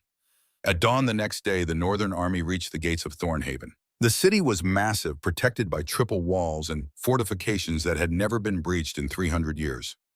Every battlement bristled with archers. Every tower held catapults loaded with Greek fire. Standing on the outer walls, Lord Corwin Thornley found his courage returning. They were safe behind these walls. The Lycans could throw themselves at the gates for months and never break through. "Blackwater," Corwin shouted down to the mercenary captain. "Rain fire on them. Shatter their vanguard before they can even form ranks. I want that valley choking on ash, Captain Dresden." Blackwater stood perfectly still. He slowly turned his helmeted head to look up at Corwin. The movement was deliberate, agonizingly slow. "I'm afraid, Lord Corwin," Blackwater said, his voice carrying across the sudden, terrible silence, "that my contract has been rendered null and void." Corwin blinked. "What are you talking about? I paid you 300,000 gold. "You paid me to fight men, Lord Corwin." Blackwater reached up and removed his helmet, revealing a scarred, weathered face and eyes that had seen too many battles. "You did not pay me to fight the daughter of the man who saved my life. You did not pay me enough to stand against the rightful queen of this realm." Before Corwin could process those words, Blackwater raised his sword high and gave 2 sharp, distinct whistles. In perfect, devastatingly rehearsed unison, 5,000 Iron Legion mercenaries moved as one. The heavy gears of the ballistas groaned as they were rotated. The winches of the catapults clicked as they were repositioned. Every siege weapon on the wall turned 180 degrees, aiming not outward at the Northern Army, but inward, pointing directly at the inner keep of Thornhaven and the Southern guards in the courtyard below. "Treason!" Corwin shrieked, his voice breaking into a hysterical scream. "You treacherous dog! I will have your head!" "The only treason here, Lord Corwin," Blackwater said calmly, "was committed 6 years ago in the dark, when you and your conspirators murdered King Theodore and Queen Isadora in their own home." He turned to his men and raised his voice. Iron Legion, secure the battlements, open the gates, let the wolves in. The gates of Thornhaven, the impregnable fortress that had stood for 3 centuries, swung open from the inside. King Kyle Stormfang raised his arm, and 20,000 Lycan warriors surged forward with a deafening howl that shook the very foundations of the city. The siege of Thornhaven had begun, and it was already over. The charge was not a battle. It was a force of nature made flesh. 20,000 Lycan warriors poured through the open gates of Thornhaven like a flood of black steel and white fur. The massive direwolves vaulted over defensive trenches with terrifying, unnatural agility, their riders howling battle cries that had been silent in the south for 200 years. The sound was primal, ancient, the voice of winter itself descending upon the stolen throne. King Kyle Stormfang led the vanguard, and he was no longer entirely human. As he spurred his warhorse forward, he let the beast bleed to the surface. His physical form expanded armor, groaning as muscles bulked beneath the steel. Claws punched through his gauntlets. His eyes burned with lethal blue fire that left trails of light in the dawn air. The southern conscripts, already demoralized by the sight of their own siege weapons turning against them, broke ranks within seconds. They dropped their spears and fled scrambling over each other in blind panic as the northern tide swept through the outer courtyards. These were farmers and shopkeepers pressed into service, not warriors. They had no loyalty to Malric Ravencross. They had no desire to die for a stolen crown. But the professional soldiers, the ones who had grown fat on 6 years of corruption and stolen gold, those men tried to fight. It was a massacre. Kyle did not bother drawing a weapon. When the first wave of Malric's personal guard charged him, 12 men in crimson armor, wielding enchanted blades, he simply roared. The sound was not human. It was the voice of the apex predator, amplified by Lycan magic, until it became a physical force. Windows shattered. Men fell to their knees, hands clapped over their ears, blood streaming from their noses. The horses of the southern cavalry reared and bucked, throwing their riders and stampeding away in terror. Kale's claws found the first guard's throat, tearing it out before the man could even raise his sword. The second guard managed to swing his blade, but Kale caught it with his bare hand. The enchanted steel shattered against his lichen-hardened skin. Kale's other hand drove through the guard's breastplate like it was parchment, crushing the heart beneath. Behind him, Commander Drake Ashford led a wedge of elite warriors through the merchant quarter, not killing indiscriminately but targeting specific buildings. These were the estates of the southern lords, who had backed Malric's coup men, who had grown rich on the blood of the Silverpine family. Drake's orders were precise: disable the guards, seize the lords, burn the evidence of their crimes. But it was not just the northern army that brought Thornhaven to its knees. As the first wave of Lycan warriors swept through the outer districts, something unexpected happened. The southern citizens, who had suffered under Malric's brutal taxation and Corwin's petty cruelties for 6 long years, poured into the streets by the thousands. They came armed with pitchforks and hammers and kitchen knives. They came carrying torches and righteous fury. An old blacksmith who had forged armor for King Theodore 20 years ago led a mob of 50 men straight to the tax collector's office and dragged the corrupt official into the street. "The silver moon has returned," the blacksmith roared, holding up a hastily made banner bearing the crescent moon and blooming rose. "Death to the traitors, justice for the Silverpines." The cry was taken up by hundreds, then thousands. Women threw open the windows of their homes and hurled chamber pots at fleeing southern guards. Shopkeepers barricaded streets, trapping Malric's soldiers in dead ends, where northern warriors fell upon them like wolves on lambs. Children ran through the chaos, carrying messages between resistance cells that had been waiting 6 years for this moment. The city was liberating itself from the inside out, and every street, every alley, every corner became a battleground where the people of the South settled old scores and reclaimed their dignity. Iceland rode through the chaos, flanked by her personal guard, 6 of Kael's most lethal warriors who had sworn blood oaths to protect her. She wore her silver armor, her platinum hair streaming behind her like a banner, and everywhere she passed, people fell to their knees. An old woman, her face lined with age and hardship, reached out from the crowd and touched the hem of Iceland's cloak.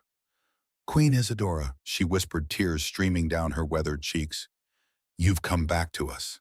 Iceland stopped her horse and looked down at the woman. "I'm not my mother," she said gently, "but I carry her memory, and I promise you the suffering ends today." The woman sobbed and kissed Iceland's hand, and the gesture rippled through the crowd. People began to weep openly, not from fear, but from relief, from hope, from the sudden, overwhelming knowledge that the nightmare was finally over. At the center of the city, Kael reached the gates of the inner keep. The palace of the southern throne was a magnificent structure of white marble and gold, built by Aislin's great-grandfather in an age of peace and prosperity. Now it was defiled by the banners of House Ravencross, crimson and black, hanging from every tower like wounds. Kale dismounted and walked to the massive brass-bound doors. They were designed to withstand battering rams reinforced with steel and sealed with enchantments. Behind those doors, Malric Ravencross and his remaining forces had barricaded themselves, hoping to hold out until reinforcements arrived. Reinforcements that would never come. Kale placed both hands on the doors. He channeled the absolute peak of his Lycan strength, drawing on reserves of power that could only be accessed in defense of his mate, in protection of his pack. The muscles in his arms bulged. The veins in his neck stood out like cables. And with a roar that shook dust from the rafters, he pushed. The enchantment shattered. The steel reinforcements bent like clay. The doors didn't just open, they exploded inward, torn completely off their hinges, and sent crashing onto the marble floor of the throne room with a sound like thunder. Kale stalked into the cavernous chamber, his armor covered in enemy blood, his eyes still glowing that terrifying ice blue.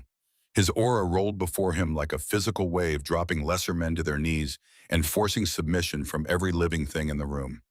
At the far end of the hall, cowering on the stolen velvet-lined throne, sat Lord Malric Ravencross. The Southern Warden was a tall man with a cruel, handsome face now twisted in fear. He wore golden armor that had never seen battle, and his hands shook as they gripped the armrests of the throne.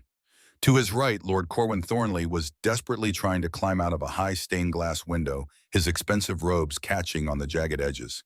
His fat face was purple with exertion and terror.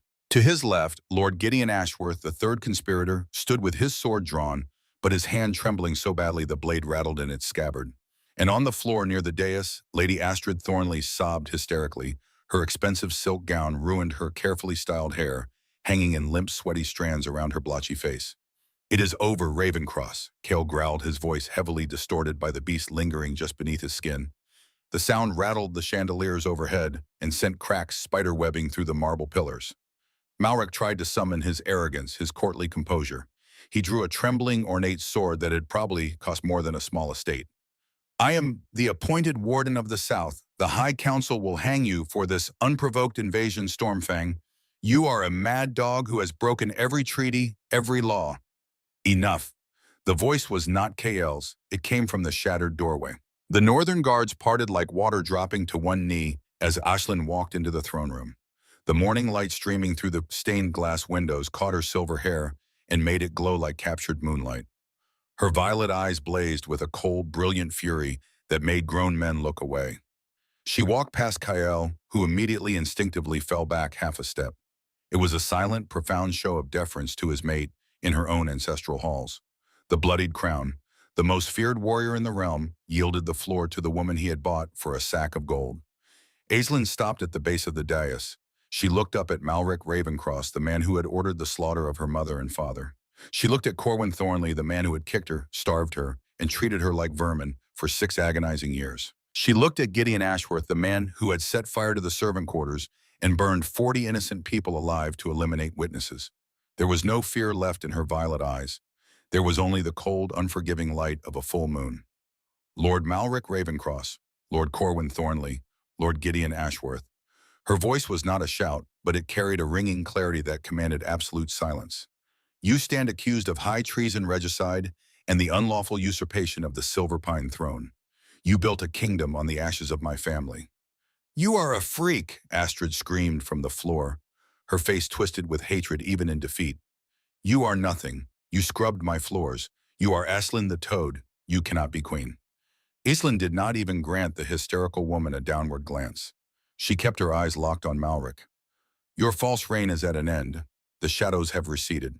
As if responding directly to the undeniable claim of her bloodline, the heavy ancient magic woven deep into the very foundations of the castle surged to life. For 6 years, the fortress had felt cold dead wrong. The stones themselves had mourned the loss of their rightful rulers. Now a low hum vibrated through the marble. High above the throne, the massive crescent moon and blooming rose crest carved into the wall suddenly ignited with a blinding, ethereal silver light. The entire room was bathed in the glow of moonlight despite the morning hour. The phenomenon was impossible, undeniable, divine. Malric dropped his sword. It clattered uselessly onto the stone steps of the dais. The sound echoed through the silent room like a death knell. He fell to his knees, not in submission, but because his legs simply gave out. His spirit broke as the reality of his doom crashed over him like a tidal wave. The ancient magic of the land, the very soul of the Southern Kingdom, had just declared its allegiance, and it chose Aislinn Silverpine. There would be no High Council intervention. The High Council could not argue with the sentient magic of the earth itself. The land had accepted its rightful queen, and no political maneuvering, no amount of gold, no military force could undo that judgment. Take them to the dungeons. Aislinn ordered, her voice steady despite the tears threatening to spill. They will face a fair public trial before the unified pacts of the North and South. Let it be known that the true Southern Queen rules with absolute justice, not with murder in the dark. Commander Drake and his guards moved swiftly. They dragged the screaming, pleading lords away into the bowels of the keep. Astrid thrashed and spat, screaming obscenities until a guard gagged her. Corwin wept like a child begging for mercy that would not come. Only Malric went quietly, his eyes vacant already, a dead man walking. As the heavy doors closed behind them, leaving the throne room bathed in that serene silver light, Chaol stepped onto the dais. The monstrous aura around him vanished, replaced by a profound, reverent gentleness. He reached out with his massive, blood-stained hands and gently cupped Aislinn's face. "You did it, little one," Chaol murmured, his thumb lightly brushing away a strand of silver hair that had escaped her circlet. "You took it all back." Aislinn stepped forward, closing the distance between them. She leaned into his solid chest, wrapping her arms tightly around his neck, burying her face in the crook of his shoulder, where he smelled of pine and ozone and victory. "We took it back," she whispered fiercely against his skin. "We took it back together." She pulled back just enough to look up into his mesmerizing blue eyes. "I am the queen of the South, Chaol, but I am also your fated mate. The North and South are no longer divided. Where you lead, I follow, and where I stand, you stand." Chaol smiled, a genuine, breathtaking expression that very few living souls had ever witnessed. He leaned down, capturing her lips in a kiss that promised a lifetime of devotion, a kiss that sealed a new, unbreakable era for the entire continent. Outside the palace walls, the city of Thornhaven erupted in celebration. The people had witnessed the divine light.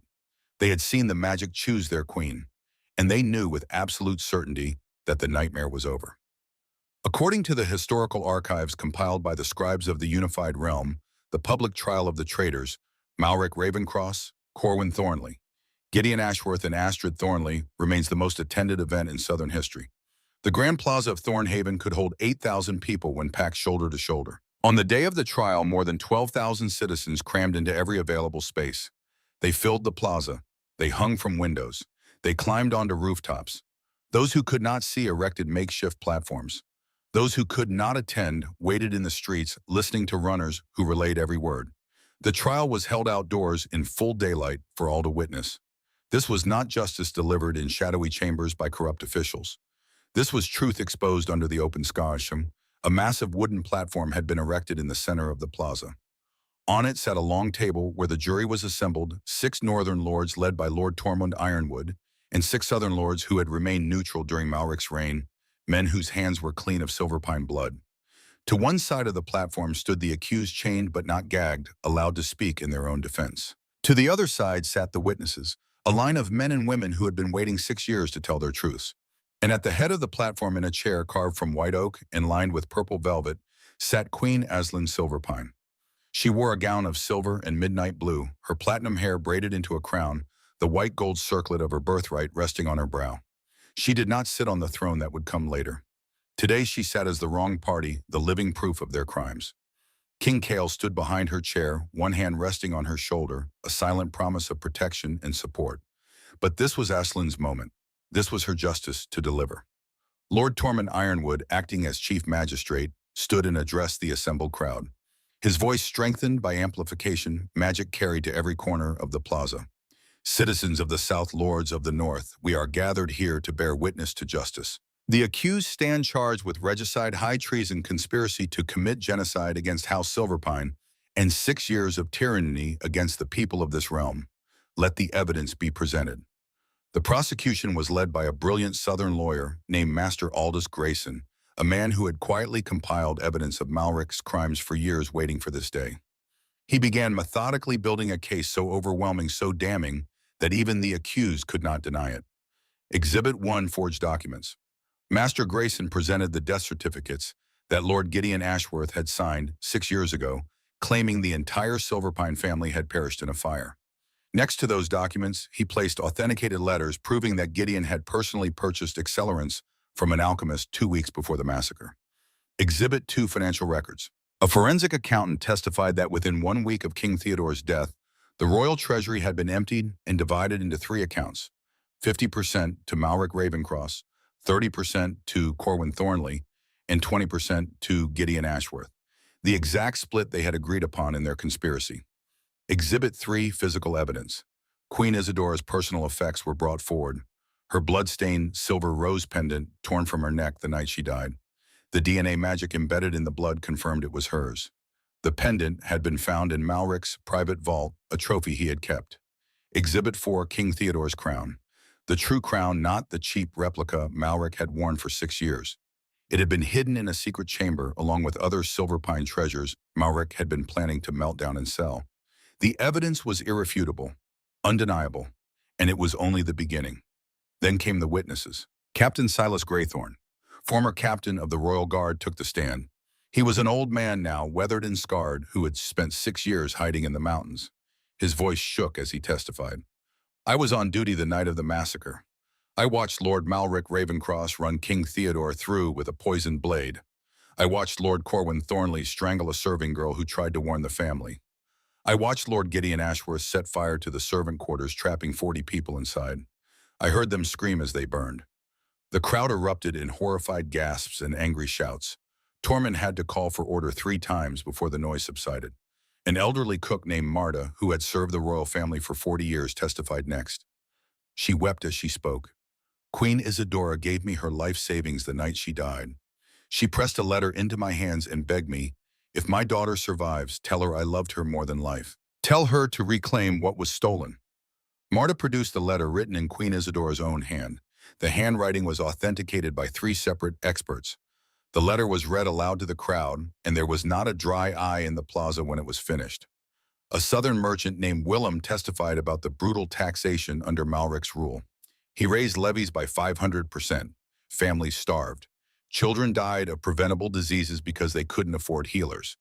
I kept records of every excess, every cruelty.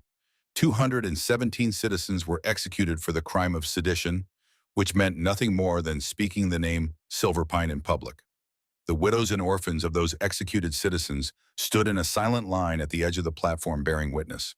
A blacksmith's widow testified that her husband had been hanged for forging a silver rose pendant for their daughter's birthday.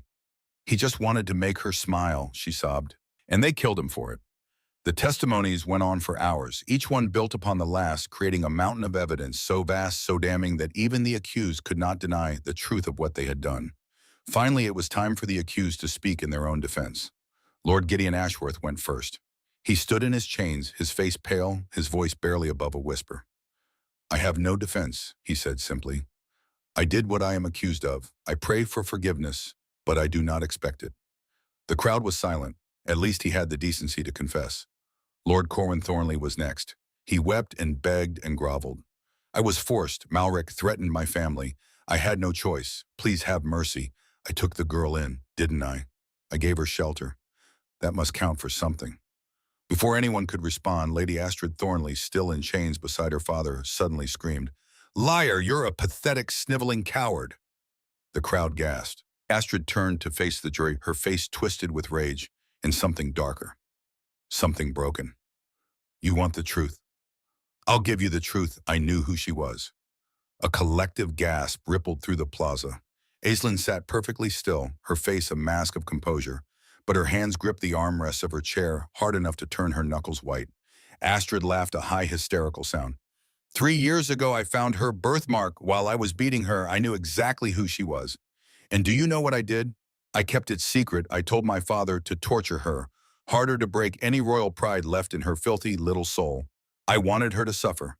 I wanted her to know that she was nothing, that she would die, scrubbing floors like the worthless toad she was.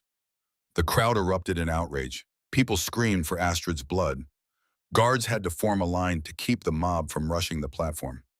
Astrid wasn't finished. She turned her wild eyes to Aslan. "And when I heard the Lichen King had bought you, when I realized you might actually escape and reclaim your precious throne, I hired that assassin myself. 50,000 gold to kill you before you could reach Thornhaven. My father didn't even know, and I would do it again. You don't deserve to be queen. You're nothing but a... Enough, Tormund's voice cracked like a whip. But the damage was done. The confession was complete. Astrid had just sealed her own fate and her father's with her own venomous words. Corwin Thornley stared at his daughter in horror. Astrid, what have you done? He whispered. I created a monster, Astrid spat back. That's what you did. You taught me that Silverpines were weak, that they deserved to die, that we were better than them. Everything I am, you made me. Finally, Lord Malric Ravencross stood. Unlike the others, he did not beg. He did not weep. He stood straight, defiant to the end. I brought order to chaos, he said, his voice cold and clear. King Theodore was weak. He taxed the nobility to feed the poor. He gave rights to peasants that they did not deserve. He was destroying the natural order of things. The South needed strength, and I provided it. He looked directly at Aisling, his eyes hard. You can kill me, girl. You can take your throne back, but you cannot erase what I built. The High Council will never fully accept you. The Northern Alliance will fracture within a year. You are a child playing at being queen, and when the bloodied crown grows tired of you, you will fall. Aisling stood. The movement was slow, deliberate, and every eye in the plaza turned to her. She walked to the edge of the platform, looking down at Malric with those devastating violet eyes. You're wrong, she said quietly, about all of it. My father was not weak. Compassion is not weakness. Justice is not weakness. Caring for your people is not weakness. She stepped closer, her voice growing stronger. You thought murdering my parents would give you power, but you can't build a kingdom on blood and lies. You can't rule through fear and expect loyalty. True power is earned through service, through sacrifice, through love for the people you are sworn to protect. She turned to address the entire plaza. For 6 years, I scrubbed floors. I endured beatings. I starved. I made myself so ugly, so repulsive that no one would look at me twice. And you know what I learned? Her voice rang out clear and strong. I learned that a crown does not make a queen. A throne does not make a ruler. My mother died protecting children who were not her own. My father saved the life of a mercenary because he believed every life had value. They taught me that true queens serve their people, not themselves. And that is exactly the kind of queen I intend to be. The crowd erupted in thunderous applause. People wept, people cheered, the sound shook the very stones of the plaza. Aisling returned to her seat and nodded to Tormund. Let the jury deliberate. The jury of 12 lords withdrew to a private chamber. They returned 30 minutes later. Lord Tormund stood, his face grave. We, the assembled jury of the North and South, find the accused guilty on all charges. For the crimes of regicide, high treason, conspiracy to commit genocide against House Silverpine, and 6 years of tyranny against the people of this realm, we sentence Lord Malric Ravencross, Lord Corwin Thornley, Lord Gideon Ashworth, and Lady Astrid Thornley to death by beheading. The crowd roared its approval. Malric spat one final time. The High Council will never accept this mockery of justice. King Cale stepped forward for the first time. His voice boomed across the plaza. The High Council will accept what the land itself has chosen. The ancient magic has declared Aisling Silverpine the rightful queen. If they wish to dispute that, they are welcome to join you on the executioner's block. Aisling stood once more. The executions will be carried out at dawn tomorrow. Swift and clean, more mercy than you showed my parents. She looked each of them in the eye. You will die knowing that everything you stole I have reclaimed. Every lie you told I have exposed. Every injustice you committed I have answered with truth. And the kingdom you tried to destroy is reborn stronger than ever. At dawn the next morning, the Grand Plaza was filled once again. 12,000 citizens came to witness justice. 4 executioners' blocks had been erected on the platform. The headsman was a northern giant, 7 feet tall, wielding an axe that had been blessed by the high priestess to ensure a clean, quick death. Lord Malric Ravencross was brought forward first. He walked to the block with his head high, defiant to the very end. His last words were, "This changes nothing." The axe fell. It was over in an instant. Lord Gideon Ashworth was next. He knelt without struggle, whispering prayers for forgiveness. The axe fell. Lord Corwin Thornley was third. He wept and begged until the very last moment, calling for his daughter. The axe fell. Lady Astrid Thornley was last. As they led her to the block, she looked up into the crowd and found Aisling's face. Even with death seconds away, she screamed that single hateful word. The axe fell. The crowd erupted in cheers. Citizens threw silver roses onto the platform, the traditional silver pine tribute. The nightmare was over. The traitors were dead. Justice had been served.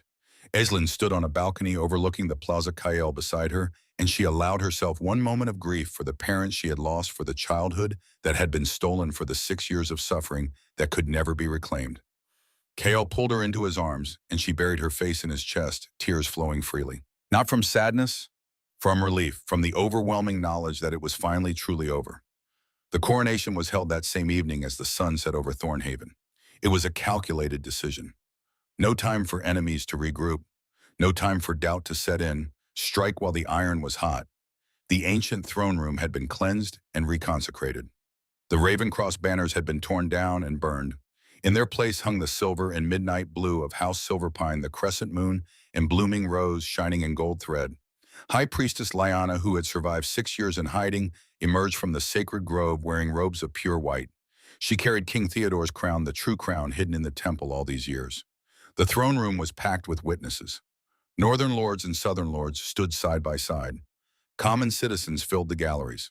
And in a gesture of unprecedented unity, representatives from the eastern clans and the western isles had arrived to bear witness. Aislinn knelt before the priestess, her silver hair unbound and flowing down her back. She wore a gown of pure white silk embroidered with silver roses. She looked like a bride. She looked like a goddess. She looked like her mother. Priestess Lyanna anointed her with blessed oil made from silver rose petals. "Do you swear," the priestess intoned, "to serve the people before yourself, to rule with wisdom and mercy, to protect the weak and honor the brave?" Aislinn's voice rang clear. "I swear on my parents' memory, on the blood they shed, and on the future we will build together." Lyanna placed the crown on Aislinn's head. It was a delicate thing woven from white gold and set with amethysts that matched her eyes. But it was not just a crown, it was a symbol. It was a promise. The moment the crown touched her head, the ancient magic of the castle surged again. The walls glowed with silver light. 3 crescent moons appeared in the evening sky, visible through the stained glass windows. The elder trees in the courtyard burst into bloom, silver roses covering every branch despite it being winter. The ancient bells of the city, silent for 6 years, began to ring on their own. The sound echoed across the entire kingdom, a clarion call that could be heard for 100 miles. The crowd erupted in joyous tears. This was not just political theater. This was divine validation. The gods themselves had declared Aislinn Silverpine the rightful queen of the South. But there was one more moment, one more gesture that would define the new era. King Cael Stormfang, the bloodied crown, the most feared warrior in the known world, stepped forward, and he knelt before Aislinn. The room went silent. Every person present understood the significance of what they were witnessing. A king did not kneel, ever. It was unthinkable. Cael removed his own crown, the Iron Crown of the North, and held it out to Aislinn. "2 thrones," he said, his voice carrying through the silent hall. "One rule. I kneel to my queen, my mate, my equal." Aislinn looked down at him, tears streaming down her face. She reached down and took his hands, pulling him to his feet. "No," she said softly, "we do not kneel to each other. We stand together." She took the iron crown and placed it back on his head. Then she took his hand and turned to face the assembled crowd. "The North and South are no longer divided," she declared. "King Cael Stormfang and I rule as co-sovereigns, as equals, as partners.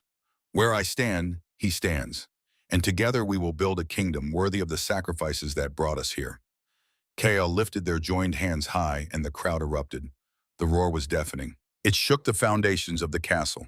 It was not just celebration, it was rebirth. The dual coronation was unprecedented in history. 2 kingdoms, ancient enemies, united under 2 crowns but one purpose. It was the beginning of a new age. In the months and years that followed, the unified realm flourished beyond all imagination. Queen Aislinn and King Cael worked tirelessly to restructure the government, eliminating the corruption that had festered under Malric's rule. The tax system was completely overhauled, reducing the crushing levies by 65%. Within months, the southern economy began to recover. By year's end, GDP had increased by 45%. Trade routes between North and South, closed for 2 centuries, were reopened. Merchant traffic increased by 320%. Goods that had been rare and expensive became affordable. Prosperity spread like wildfire. The justice system was rebuilt from the ground up. Public courts were established in 20 major cities. Crime rates plummeted by 58%. In a revolutionary move, Aslan declared that women's testimony would be legally equal to men's, a change her mother had dreamed of, but never lived to implement. Education became a priority. Free schools opened in 18 major cities. Literacy rates climbed from 30% to 52% within 6 months. Healthcare was transformed as Northern healing magic was shared with Southern physicians. Infant mortality rates dropped by 48%. Agricultural reforms eliminated the threat of famine entirely. The military was integrated with Northern Lycans and Southern warriors training together, creating the most powerful unified force on the continent. Through it all, Aislinn never forgot her mother's lesson. True queens serve their people, not themselves. She spent one day a week hearing petitions from common citizens. The people loved her not because she was beautiful or wore a crown, but because she genuinely cared.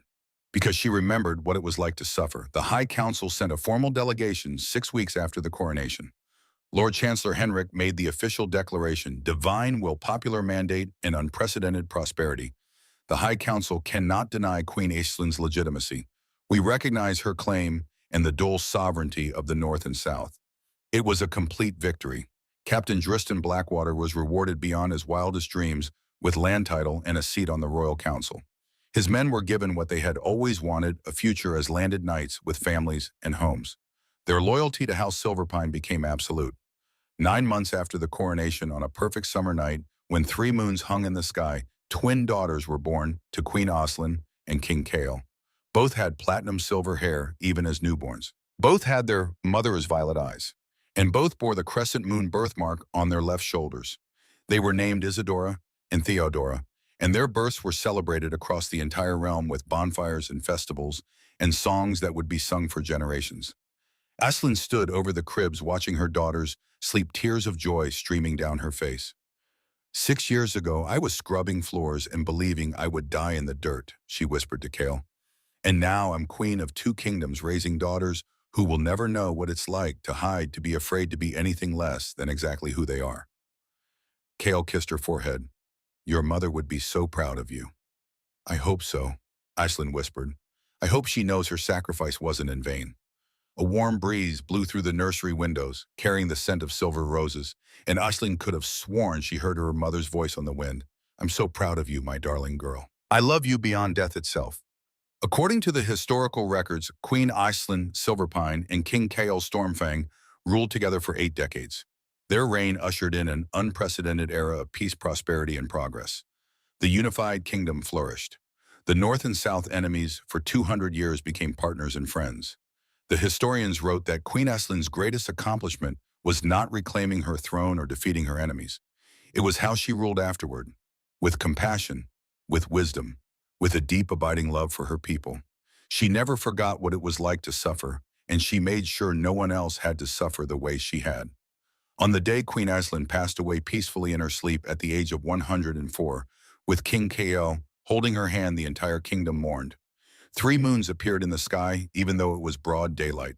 Silver roses bloomed out of season across the entire realm, and the ancient bells rang without being touched, a final tribute to the Silver Queen. Her daughters Isadora and Theodora, both powerful queens in their own right, stood in the throne room where their mother had been crowned 80 years before. They read aloud the final words their mother had written, a letter to be opened only after her death. To my beloved people, to my daughters, to the kingdom I gave my life to serve, they tried to bury me. They tried to erase me. They tried to make me believe I was nothing. But they didn't know I was a seed. And seeds, when buried in the dark, don't die. They grow. They push through the soil. They reach for the light. And they bloom stronger and more beautiful than anyone could have imagined. Never let anyone tell you that you are less than you are. Never let anyone force you into the shadows. You are all seeds waiting to bloom. And when you do, you will change the world. I love you all. I am so proud of you. And I will watch over you always. Aislinn Silverpine, the Silver Queen. The kingdom wept, and then, because she would have wanted it this way, they celebrated her life, her strength, her legacy. High above the palace, 3 silver moons shone in the daylight sky, a sign that the Silver Queen had finally returned home to stand beside her parents in the halls of the ancestors. The legend lived on. The lesson endured. True beauty cannot stay buried. It always finds the light. And when it does, it brings the wolves. And they bring justice.